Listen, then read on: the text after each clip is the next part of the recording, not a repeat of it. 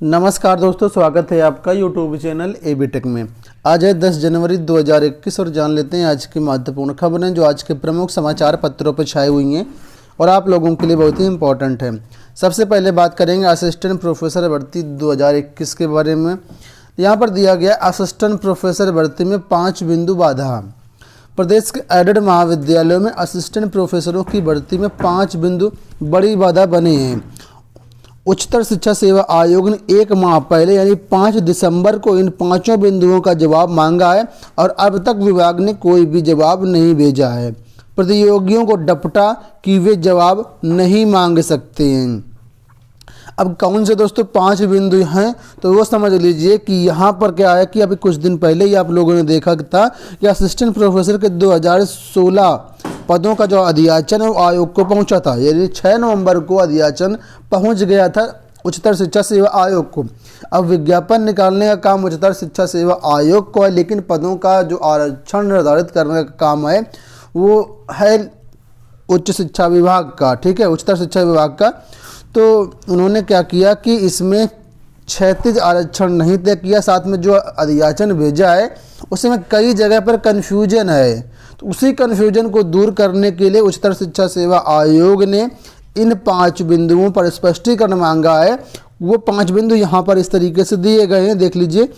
पहला बिंदु है यहाँ पर महिला महाविद्यालय में अंकित क्रमांक 36 पर संगीत में 1 पद ओबीसी और क्रमांक 34 पर संगीत वादन में 1 पद सामान्य वर्ग का अंकित है।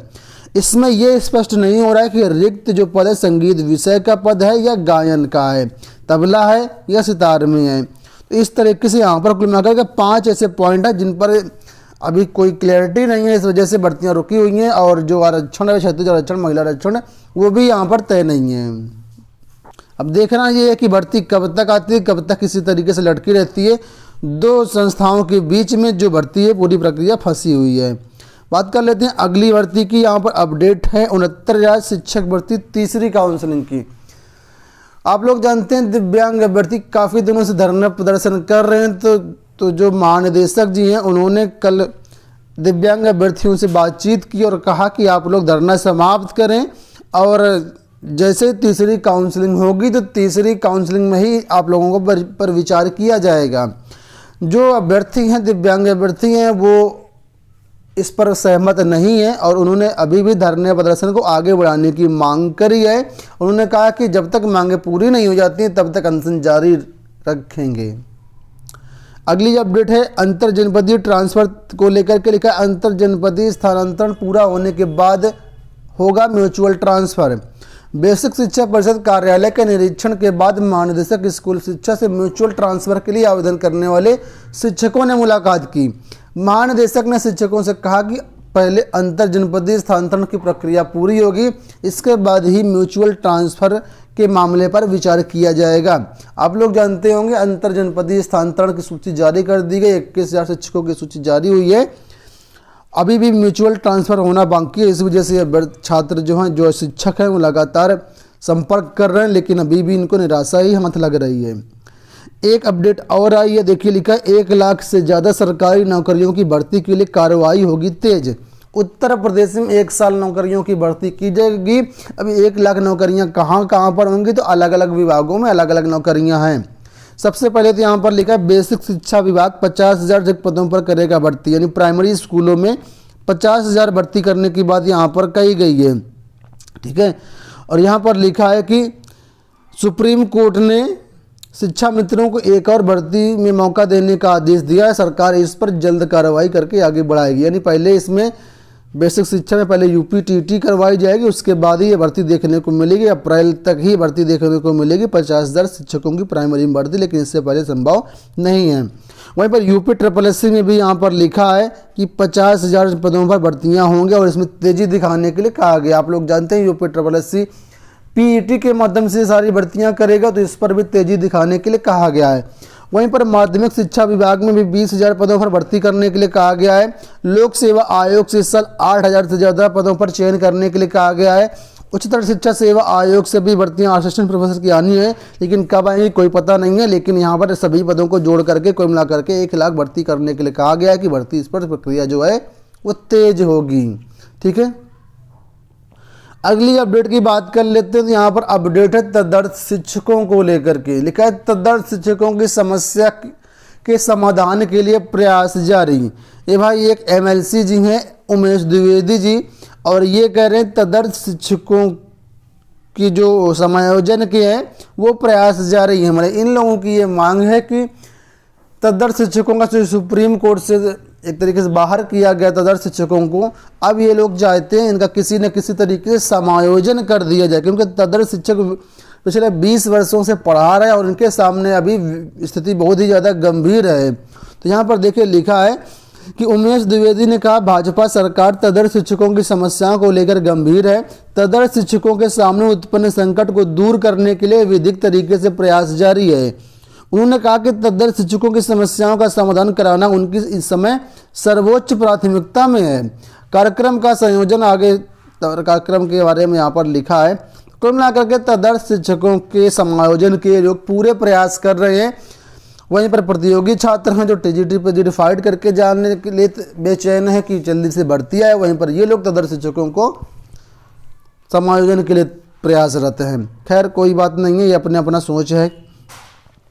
बात कर लेते हैं टीजीटी पीजीटी के दोस्तों। तो टीजीटी पीजीटी 2020 का जो विज्ञापन था आप लोग जानते हैं नवंबर में कैंसिल कर दिया गया था, और अभी तक आयोग की साइट पर या वैसे कोई भी इसके बारे में अपडेट नहीं है कब इसका विज्ञापन आएगा कब नहीं आएगा। हालांकि आयोग ने कहा था कि 30 या 31 दिसंबर तक इसका विज्ञापन जारी कर दिया जाएगा, लेकिन आज 10 जनवरी हो गई, अभी तक कुछ भी अता पता नहीं है। कभी आयोग कह रहा है कि सॉफ्टवेयर का काम चल रहा है, कभी आयोग कह रहा है विधिक प्रक्रिया चल रही, कभी सुनने में आ रहा है कि यहाँ पर जो है जो तदर्थ शिक्षकों का जो भर्ती प्रक्रिया है सिलेक्शन प्रोसेस वो निर्धारित नहीं हो पा रहा है। इस तरीके से कई बातें सामने निकल के आ रही हैं, लेकिन भर्ती कब शुरू होगी कब इसका विज्ञापन जारी होगा अभी कोई भी अपडेट नहीं है। आप लोग जानते हो युवा मंच की तरफ से एक व्यापक धरना प्रदर्शन होने वाला है 12 जनवरी को। तो जो भी छात्र उसमें जा सकते हैं, जो भी इलाहाबाद के हैं आसपास के हैं, जो भी सक्षम हो जाने के लिए 12 जनवरी को बालसन चौराहे में होने वाले धरना प्रदर्शन में जरूर शामिल होएं और इन भर्तियों को आगे बढ़ाने में अपना महत्वपूर्ण रोल प्ले करें। तो फिलहाल आने वाले टाइम पर जो भी अपडेट निकल के आएगी हमारे चैनल के माध्यम से आप लोगों को बताई जाएगी। वहीं पर दोस्तों बात कर लेते हैं टीजीटी पीजीटी के रिजल्ट को लेकर के। तो चयन बोर्ड ने कुछ रिजल्ट जारी किए हाल ही में। 6 जनवरी को टीजीटी संस्कृत पीजीटी संस्कृत का रिजल्ट जारी किया था, और उससे पहले 31 दिसंबर को टीजीटी साइंस और टीजीटी इंग्लिश का रिजल्ट जारी किया था। अभी भी कई विषय ऐसे जिनका रिजल्ट अभी पेंडिंग है। जैसे अगर बात करें तो यहाँ पर हिंदी वाला अभी है ऐसा, और जो सामाजिक विज्ञान का है वो इंटरव्यू शेड्यूल नहीं जारी किया गया। टीजीटी कला के जो रिजल्ट हैं वो जारी नहीं किए गए हैं। अब अभी कल एक अपडेट प्राप्त हुई ये है कि कला का जो रिजल्ट है बहुत जल्द जारी होने वाला है। हालांकि कोई अभी एक्सपेक्टेड डेट तो नहीं पता है, एग्जैक्ट डेट नहीं पता, लेकिन ये कहा गया है कि कला का जो रिजल्ट है शीघ्र ही जारी होगा 1-2 दिन के अंदर। ठीक है, जैसा कुछ आने वाले टाइम पर अपडेट मिलेगी हमारे चैनल के माध्यम से आप लोगों को बताई जाएगी। अगली अपडेट की बात कर लेते हैं। तो यहाँ पर अपडेट है कोरोना वैक्सीन को लेकर के। लिखा है देश भर में 16 से लगेंगे टीके। कोरोना के टीके 16 जनवरी से देश भर में लगने लगेंगे। उत्तर प्रदेश में भी 16 से ही लगेंगे, लेकिन आखिर उस तारीख का ऐलान हो गया जिसका हर भारतीय को इंतजार था। केंद्र सरकार ने शनिवार को कहा कि देश में कोरोना टीकाकरण अभियान 16 जनवरी से शुरू होगा।